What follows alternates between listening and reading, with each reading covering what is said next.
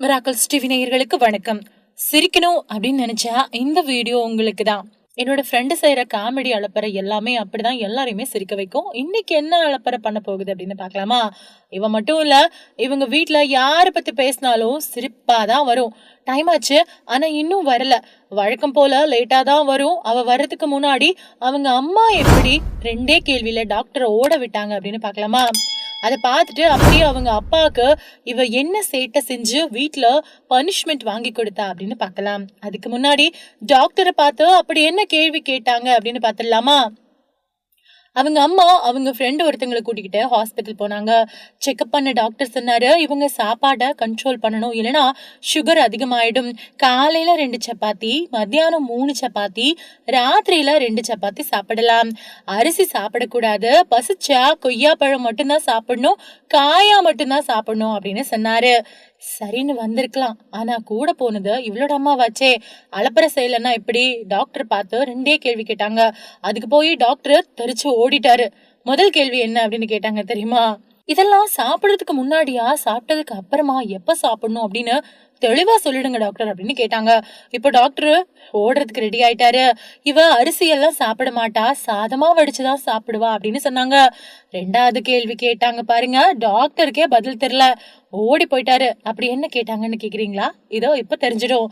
Sugar இருந்தா அரிசி வேணாம், சப்பாத்தி சாப்பிடுங்கன்னு சொல்றீங்க. ஆனா பாருங்க, ஹிந்தி பேசுற வட இந்தியாவுல அரிசி சாப்பிடாம சப்பாத்திய மட்டும்தான் சாப்பிடுறாங்க. அவங்களுக்கெல்லாம் சுகரே இல்லையே அப்படின்னு சொல்ல முடியுமா? அவங்களுக்கெல்லாம் சுகர் இல்லைன்னு சொல்ல முடியுமான்னு கேட்டாங்க. டாக்டருக்கு என்ன பதில் சொல்றதுன்னே தெரியல. இந்த 2 கேள்வியிலேயே தெரிச்சு ஓடி போயிட்டாரு. டாக்டர் முதல் கேள்வியில ஓட ரெடியான டாக்டர் இப்போ 2வது கேள்வியும் கேட்ட உடனேயே ஓடி போயிட்டாரு. 3வது கேள்வி கேட்டா என்ன பண்றது அப்படின்னு நினைச்சிட்டாரு போல. ஒரு தடவை சும்மா சிவனே இருந்த இவங்க அப்பாவை கோர்த்து விட்டு பனிஷ்மெண்ட் வாங்கி கொடுத்துட்டா. எப்படின்னு பாக்கலாமா? சாப்பிட்டுட்டு சும்மா உட்கார்ந்துட்டு இருந்த அவ அப்பா கிட்ட, அம்மாவை குஷிப்படுத்துங்கப்பா, சூப்பரான சான்ஸ், இதை மிஸ் பண்ணிடாதீங்க, நீ செஞ்ச புளி சாதம் சூப்பர்னு சொல்லுங்கப்பா அப்படின்னு. அப்புறம் பாருங்க, உங்களுக்கு கிடைக்கிற ராஜ மரியாதைன்னு சொன்னா. சொல்லிட்டு இது குறுன்னு பாத்துட்டு இருந்துச்சு. அதுல அடுத்தது என்ன தெரிஞ்சுக்கிற விஷயம் அப்படின்னா, என்னன்னு தெரிஞ்சுக்கிற விஷயமும் கலந்த ஆர்வம் இருக்கிறத அவங்க அப்பா கவனிக்கல. அவரும் ஒய்ஃப் கிட்ட, நீ செஞ்ச புளி சாதம் சூப்பர் அப்படின்னு ஐஸ் வச்சாரு. அதை கேட்டு அவங்க அம்மாவுக்கு வந்ததே கோபம். பூரி கட்ட கரண்டின்னு எடுத்து சாமி ஆடிட்டாங்க. என்ன ஆச்சுன்னு ஒண்ணுமே தெரியாத மாதிரி வந்து கேட்டா, போனா போகுதுன்னு குஸ்கா பிரியாணி மாதிரி இருக்கட்டும் அப்படின்னு சமைச்சு போட்டா, அது நல்லா மூக்கு பிடிக்க நல்லா வக்கனையா தின்னுட்டு புளி சாதம் சூப்பர்னு கிண்டல் வேற.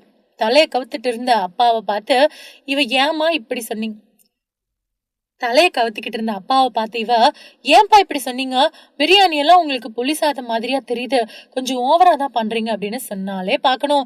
அவருக்கு கிடைச்ச ராஜ மரியாதைன்னு நினைச்சு அதிர்ச்சியில இருந்து இவர்கிட்ட, இது சமாதானப்படுத்துறேன் பேர் வழி அப்படின்னு சொல்லி இப்படி சொல்லி வச்சிடுச்சு.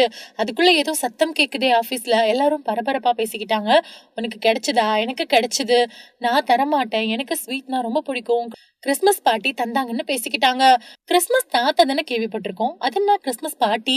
ஸ்வீட் கொடுத்ததா வேற பேசிக்கிறாங்க, என்னவா இருக்கும் அப்படின்னு யோசிக்கும் போதே கேபினை திறந்துகிட்டு கிறிஸ்துமஸ் தாத்தா வேஷத்துல இவதான் வந்தா. செம்ம லேட் ஆயிடுச்சு, அதான் தாடி ஒட்ட முடியலன்னு கிறிஸ்துமஸ் பார்ட்டி அப்படின்னு சொல்லிச்சு. எல்லாருக்கும் ஸ்வீட் கொடுத்தேன், வாங்கிட்டாங்க, உனக்கும் தரேன்னு வழக்கம் போல பேப்பர்ல மடிச்சு கொண்டு வந்த வெள்ளை சர்க்கரைய, சீனின்னு சொல்லுவாங்களே, அதுதான் எடுத்தா. இவ்வளவு ஸ்வீட் எனக்கு எதுக்கு, நீயே சாப்பிடு அப்படின்னு ரிட்டர்ன் கொடுத்துட்டேன். சேர்ல சாஞ்சு உட்கார்ந்தா. லைட் வெயிட் சேர்ல மொத்த வெயிட்டையும் போடாத அப்படின்னு சொல்லிட்டு இருக்கிறப்பவே ஐயோ அம்மான்னு சத்தம் போட்டா. சேர் அப்படியே பின்னாடி சாஞ்சிருச்சு. நல்ல வேலையா சுவர் இருந்ததுனால கீழே விழாம தப்பிச்சுட்டா. சுதாரிச்சு எழுந்ததுக்கு அப்புறமா இவ செஞ்ச அலப்பறை இருக்கே, ஒன்னும் சொல்றதுக்கு இல்ல. நீ என்ன தள்ளிவிட செஞ்ச முயற்சிய எப்படி முறியடிச்சேன்னு பாத்தியா?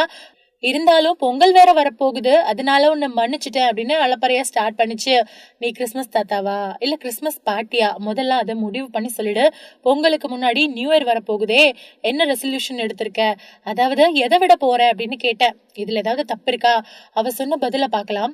நான் இனிமே யாரையும் திட்ட போறதில்ல அப்படின்னு சொன்னதை கேட்டு ஒரு நிமிஷம் கூட சந்தோஷப்பட முடியல. உடனே அது சொல்லுச்சு, நான் யாரையும் இனிமே திட்ட மாட்டேன். அந்த பக்கத்து வீட்டு வீணா போன வீணாவை தவிர, அவங்க தம்பிய தவிர அப்படின்னு சொல்லி கொஞ்சம் கொஞ்சமா எல்லாரையும் சேர்த்துக்கிச்சு. கண்ட நாயையும் நான் ஏன் திட்ட போறேன்? ஆடிஷன்ல என்னை ரிஜெக்ட் பண்ண வீணா போன நெளிஞ்சு போன மூஞ்சிக்காரனை நான் ஏன் திட்ட போறேன்? அவன் படம் எடுத்தா ஊத்திக்கும், கண்ணு தெரியாத கபோதின்னு சகட்டு மேனிக்கு திட்டி தீர்த்துச்சு. இதுல திட்ட மாட்டேன்னு சொல்லிக்கிட்டே திட்டுச்சு. எனக்கு கிறிஸ்மஸ்க்கு கேக்கு, பிரியாணி வித் லெக் பீஸ் எல்லாமே ரெடி பண்ணிட்டியா? என்னோட கிறிஸ்டின் ஃப்ரெண்ட் லிஸ்ட் எல்லாம் எடுத்து வச்சிருக்கேன், நீயும் லிஸ்ட் எடுத்து வச்சுக்கோ. ஸ்வீட் கொடுத்துட்டு இந்த கிறிஸ்மஸ் தாத்தா ட்ரெஸ்ஸை சைஸ் பண்ணணும், வாடகைக்கு கொடுத்தா கட்டுப்படி ஆக மாட்டேங்குதுன்னு சொல்லிச்சு. நான் எங்க பதில் சொல்றது?